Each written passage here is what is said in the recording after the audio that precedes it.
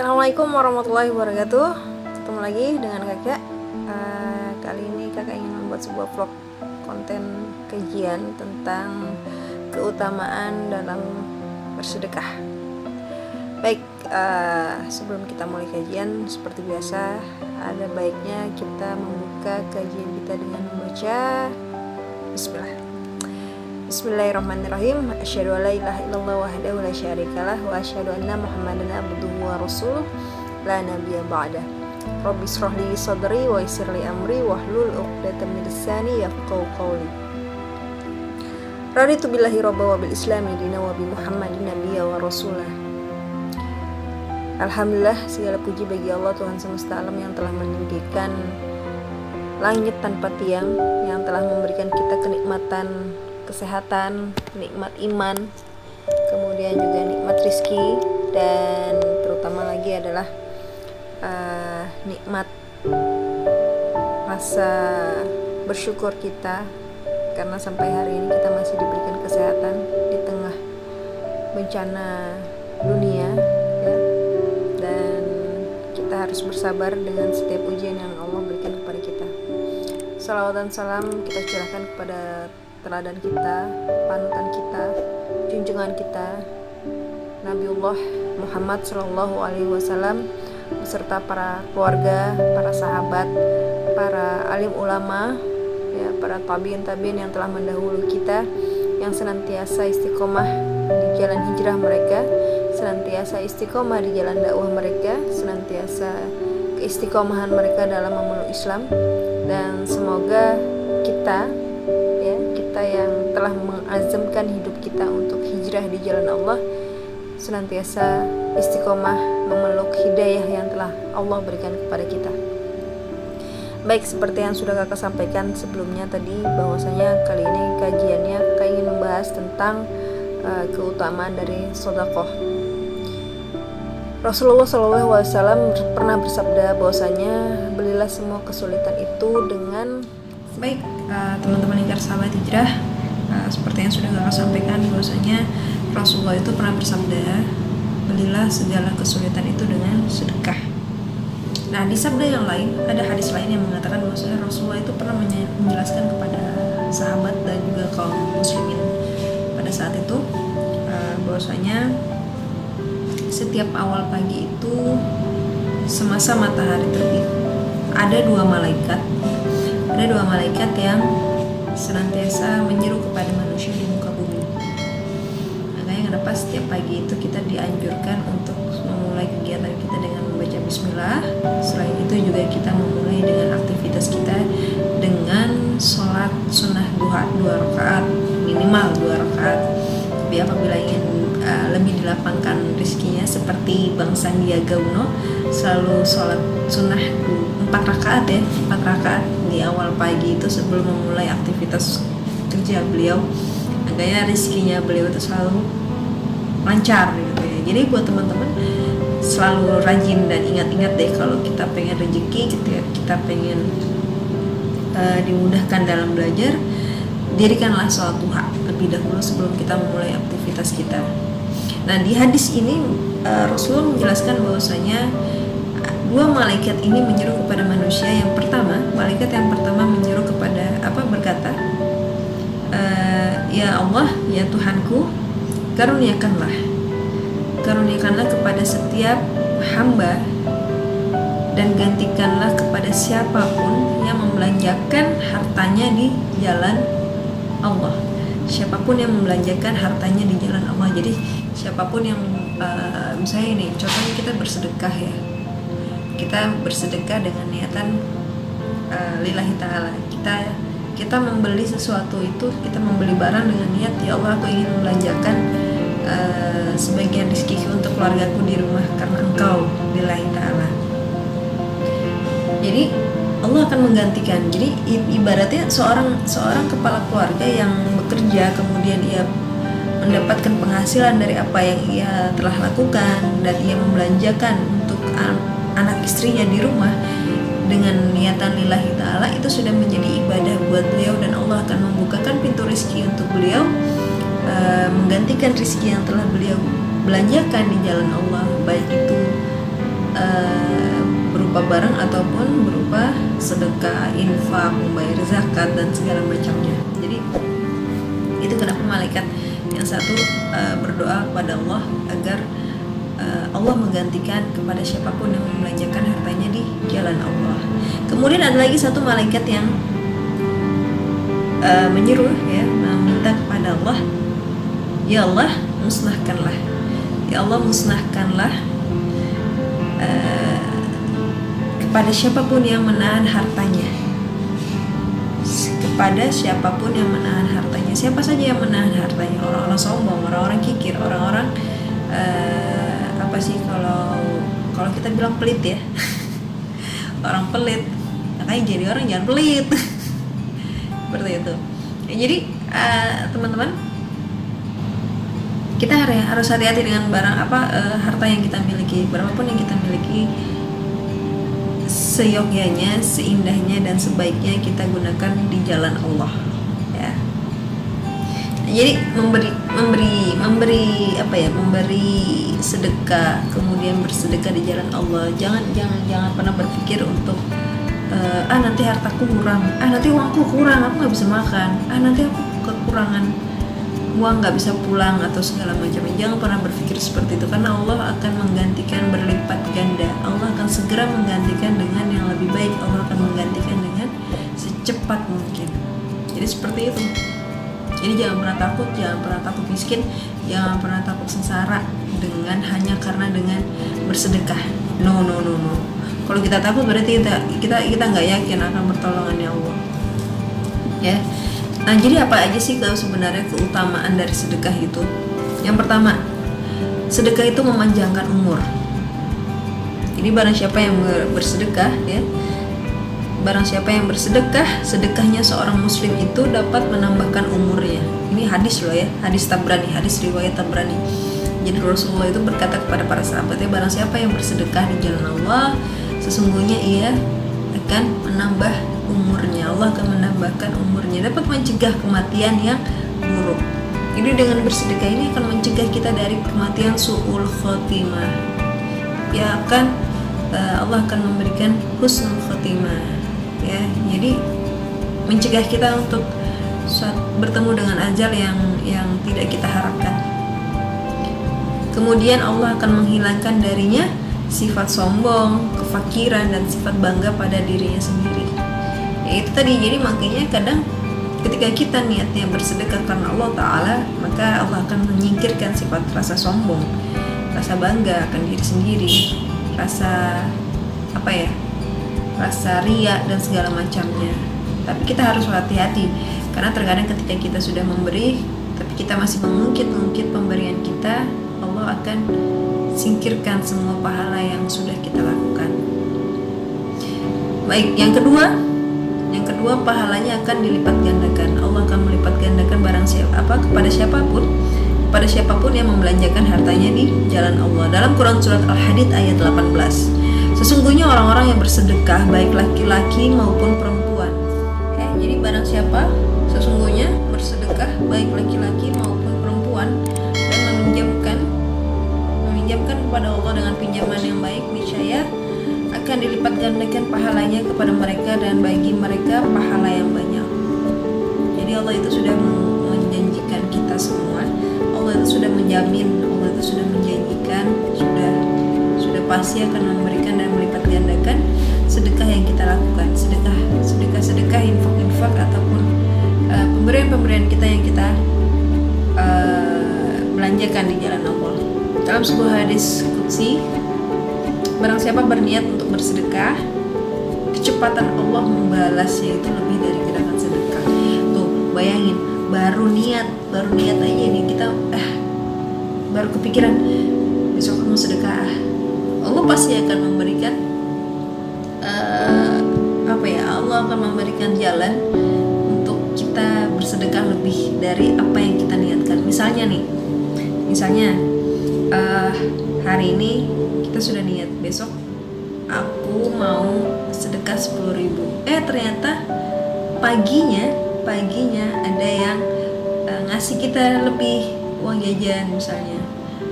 entah itu dari kakak kita, entah itu dari ayah ataupun ibu ya, nambahin uang jajan nih, tambahan uang jajannya, Masya Allah, ditambahin berapa? 50.000. Tuh bayangkan,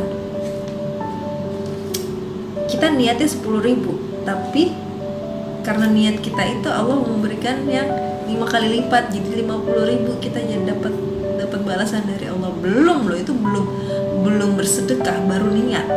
Jadi kecepatan Allah membalas ketika kita sudah berniat untuk bersedekah itu kecepatan lebih cepat daripada niat kita. Bayangkan.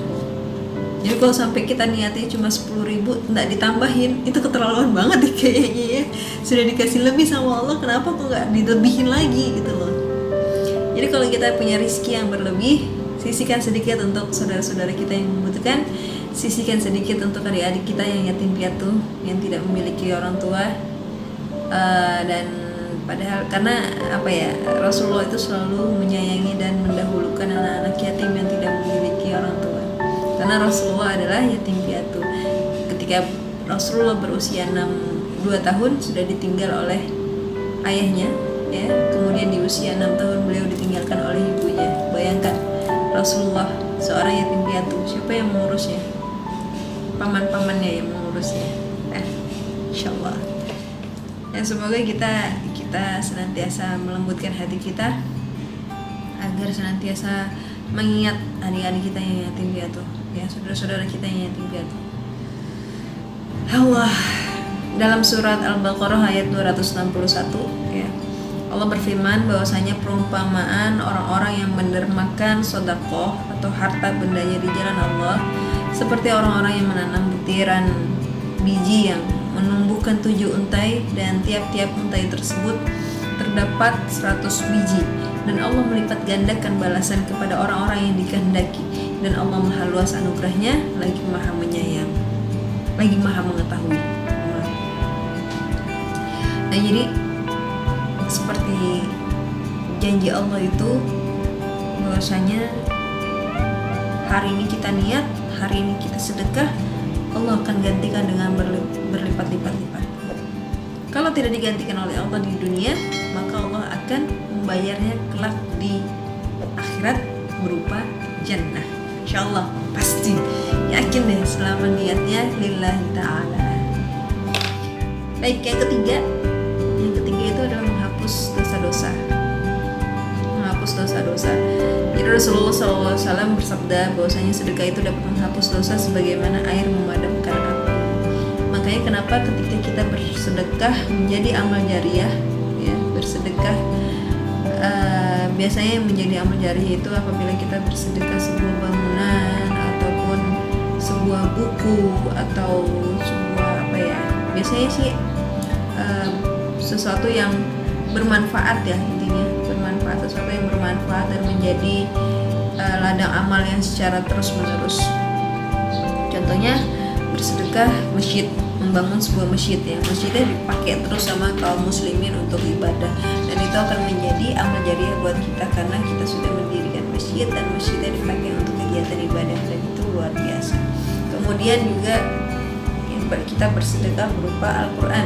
Al-Quran itu dibaca oleh anak-anak penghafal Quran. Al-Quran itu dibaca dan dibaca oleh orang-orang yang mampir, walaupun sekedar mampir di masjid, ya. Dan setiap ayat yang dibaca oleh mereka itu akan menjadi amal-amal jariah untuk kita, apa ya, yang kelak akan menyelamatkan kita di yaumul hisab, ya. Makanya kenapa kita membelanjakan harta itu harus benar-benar dengan kehati-hatian untuk apa harta yang kita gunakan. Tapi bukan berarti dosa yang kita miliki itu akan berguguran begitu saja tanpa disertai dengan taubat. Jadi jangan apa ya, ketika kita sudah berniat untuk bersedekah dan mengharap ampunan oleh Allah, harus tetap dengan taubat yang sebenar-benarnya taubat. Jadi misalnya, aku mau sedekah aja deh biar Allah ngampunin aku, tapi kita nggak mau sholat taubat, tapi kita nggak mau berhenti untuk melakukan maksiat, sama aja bohong. Pahalanya sia-sia dong, bukan jadi amal jariah. Bagaimana mau menjadi amal jariah kalau kita tidak melakukan suatu perbuatan yang bagaimana kita memperbaharui niat kita, kemudian memperbaiki akhlak kita, memperbaiki ibadah kita. Banyak hal yang harus kita perbaiki ketika kita sudah memutuskan untuk bertaubat. Jadi harus disertai dengan taubat ya sungguh-sungguh ya. Jadi misalnya nih, harta yang diperoleh dengan cara tidak halal, kemudian kita belanjakan dengan niatan untuk apa ya, biasanya ini orang mohon maaf seperti korupsi ya, misalnya uang korupsi itu digunakan untuk amal perbuatan gitu, tapi belum tentu itu bisa. Jadi harta yang tidak halal ketika kita gunakan untuk bersedekah di jalan Allah, belum tentu itu bisa menghapus perbuatan dosa kita. Jadi untuk bersedekah itu kita harus menggunakan harta yang benar-benar halal kita mendapatkannya. Jadi kalau kayak seperti korupsi, koruptor yang ngambil uang rakyat ya, kemudian dipakai untuk apa ya, hasil korupsinya dipakai untuk bantu warganya dengan niatan sedekah, tapi wallahualam kita nggak pernah tahu apakah Allah akan menerima uang haram itu atau tidak. Jadi ada baiknya sebelum kita bersedekah kita berusaha untuk mencari suatu harta yang halal untuk digunakan bagi anak yatim ataupun bagi saudara-saudara kita yang membutuhkan. Ya, jadi bukankah bersedekah juga harus dengan harta yang halal? Nah, jadi harus menggunakan harta yang halal. Baik, yang keempat, menjadi amal yang tidak putus sampai mati. Makanya bagaimana kita bisa berusaha untuk menjadikan harta kita itu sebagai amal jariah ya.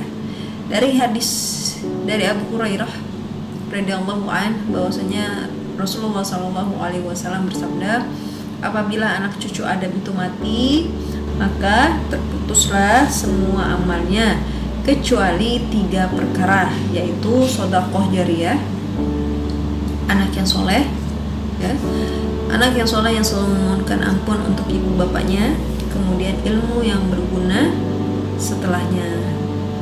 Nah, jadi sedekah jariah ini yang seperti apa, nanti insyaallah akan ada penjelasannya di vlog selanjutnya insyaallah. Yang kelima, memadamkan panasnya alam kubur. Nabi Muhammad SAW bersabda bahwasanya sesungguhnya sedekah itu benar-benar akan dapat memadamkan panasnya alam kubur bagi penghuninya, dan orang mukmin akan bernaung di bawah bayang-bayang sedekahnya. Jadi manfaatnya sedekah itu luar biasa, bisa mendinginkan panasnya alam kubur kita ya. Yang keenam, terhindar dari neraka. Ini lagi-lagi Rasulullah SAW bersabda bahwasanya bersedekahlah kamu sekalian, karena sesungguhnya sedekah itu pemisah dari neraka. Untuk bersedekah tidak perlu mengeluarkan harta yang banyak ya, semampu kita saja. Misalnya kita punya uang 10.000, kemudian ada saudara kita yang butuh bantuan, ataupun kita melihat ada seorang kakek ataupun seorang bapak tua yang berjualan tapi masih belum laku-laku, maka niatkan 10.000 uang yang kita miliki ini gunakan untuk membeli barang dagangan si kakek, entah itu sepertiga dari 10.000 ya, atau mungkin separuh dari 10.000 yang kita miliki ya. Sisanya kita bawa pulang, kita bawa untuk keluarga kita di rumah. Jadi tidak semuanya harta yang kita miliki, karena Abu Bakar pernah ingin menyerahkan seluruh hartanya kepada Rasulullah untuk disedekahkan kepada umat muslim saat itu. Tapi Rasulullah berkata bahwasanya jangan kau sedekahkan, jangan kau berikan semua hartamu, tapi sisakan untuk keluargamu. Jadi pada saat itu para sahabat berlomba-lomba untuk bersedekah sebanyak mungkin yang mereka miliki. Abu Bakar, Utsman, Umar, ya, mereka berlomba-lomba untuk memberikan harta mereka, sebaik-baik harta mereka untuk digunakan di jalannya Allah ya. Abu Bakar waktu itu saudagar yang paling kaya pada saat itu. Jadi beliau ingin bersedekah seluruh dari harta kekayaan yang dimilikinya, tapi Rasulullah melarangnya. sisakan untuk keluargamu. Kemudian Abu Bakar itu berkata kepada Rasulullah, ya Rasulullah, kalau begitu akan menyisakan sepertiga hartaku yang akan kutinggalkan untuk keluargaku. Kembali lagi Rasulullah menyampaikan kepada Abu Bakar, wahai Abu Bakar, sisakan untuk keluargamu. Akhirnya setengah dari harta kekayaan Abu Bakar disisakan untuk keluarganya Abu Bakar. Bahkan sampai yang terakhir Rasulullah berkata kepada Abu Bakar, wahai Abu Bakar, sisakan hartamu untuk anak cucu keturunanmu. Nah, bayangkan, sisakan hartanya untuk anak cucu keturunannya. Jadi Rasulullah itu sudah tahu, Rasulullah itu sudah bisa memilah, hingga akhirnya sepertiga harta yang dimiliki oleh Abu Bakar itu diserahkan kepada Rasulullah untuk membantu peperangan, membantu umat muslim yang kekurangan. Jadi ibaratnya zakat gak usah ditanya lah, Abu Bakar nggak perlu lagi diminta ya zakatnya, karena beliau dengan sendiri sudah menyerahkan zakat dari pendapatan. Kalau kita perlu ditagihin ya, setiap tahun aja ditagihin, woi bayar zakat susah amat ya, Masya Allah. Dan kadang masih banyak orang yang mengaku aku ini butuh dibantu sebenarnya, padahal ia sudah cukup mampu ya. Stop. Nah jadi sahabat, ketika kita punya penghasilan berapapun yang kita punya, sisihkan 2,5% itu untuk saudara-saudara kita yang membutuhkan ya. Supaya apa? Supaya dari sedekah kita itu kita bisa terbebas dari siksa api neraka, kita bisa terbebas dari panasnya alam kubur, dan kita terhindar dari perbuatan-perbuatan yang tidak disukai Allah. Kemudian Rasulullah SAW bersabda bahwasanya jauhkan dirimu dari api neraka walaupun hanya dengan sedekah sebutir kurma. Nah, bayangkan hanya dengan sebutir kurma kita bisa menyelamatkan diri kita dengan sedekah. Bahkan ada kisah seorang wanita pelacur, seorang wanita penghibur itu selamat dari siksa api neraka. Kenapa? Beliau memberikan air minum kepada seekor anjing yang kehausan ya. Seekor anjing, jadi dari perbuatan si wanita penghibur ini beliau selamat dari api neraka karena memiliki akhlak mulia. Beliau hanya bersedekah sepatunya bersedekah sepatunya untuk seekor anjing yang digunakan untuk tempat air minum si anjing itu. Beliau selamat dari api neraka, insyaallah. Ya, jadi itu tadi pesannya Rasulullah bahwasanya jauhkan diri kita dari siksa api neraka walaupun hanya dengan sebutir kurma ya. Muttafaqun alaih, insyaallah. Yang terakhir, mendapat naungan pada hari akhir. Rasulullah SAW bersabda, seorang yang bersedekah dengan tangan kanannya, maka yang menyembunyikan amalnya, jangan sampai tangan kiri tidak mengetahui jangan sampai tangan kirinya tidak mengetahui apa yang ia sedekahkan, apa yang dilakukan oleh si tangan kanan. Jadi ada hadis yang mengatakan jadi hadis ini menjelaskan tentang ketika kita bersedekah, gunakanlah tangan kanan dan sembunyikanlah dari tangan kiri. Nggak perlu, maksudnya nggak usah kita rame-rame gitu ya, menyampaikan bahwasanya aku tadi habis sedekah loh, aku tadi habis nginfak ke masjid ini, aku tadi habis nyumbang ke si itu, aku tadi habis donasi buat si ini. Nggak perlu lah. Mungkin dokumentasi saat ini memang perlu, itu untuk mengajak teman-teman kita yang lain agar ikut menyumbang, ikut berdonasi bersama kita, membantu saudara-saudara kita. Itu sebenarnya nggak boleh, diperbolehkan, tapi tidak perlu juga ketika niat kita ketika kita sudah menyampaikan akhirnya kita tersetop untuk berdonasi. Aku udah ikutan nyumbang kok, udahan aja kapan-kapan lagi nyumbangnya. Sedangkan donasi yang kita kumpulkan itu adalah sebenarnya menjadi ladang amal pahala buat kita, karena ketika kita bersedekah secara terus-menerus, ya itu akan menjadi amal jariah buat kita gitu loh. Ketika itu bermanfaat, itu akan menjadi amal jariah buat kita. Ya, makanya kenapa sedekah itu ataupun donasi jangan terputus. Apalagi cuma sekedar ikutan numpang foto, ikut nyampein amanah, terus ikut numpang foto, ya,